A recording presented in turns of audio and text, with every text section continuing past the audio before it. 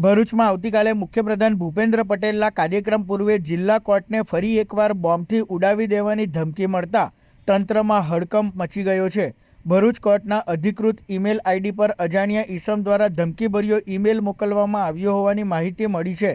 ધમકી મળતાની સાથે જ પોલીસ તંત્ર, બોમ્બ સ્ક્વોડ અને ડોગ સ્ક્વોડને તાત્કાલિક કોર્ટ પરિસરમાં બોલાવવામાં આવ્યા હતા। સુરક્ષાના કારણોસર કોર્ટ સંકુલને ખાલી કરાવવામાં આવ્યું અને ન્યાયાધીશો, વકીલો તેમજ કોર્ટ સ્ટાફને બહાર કાઢવામાં આવ્યા હતા।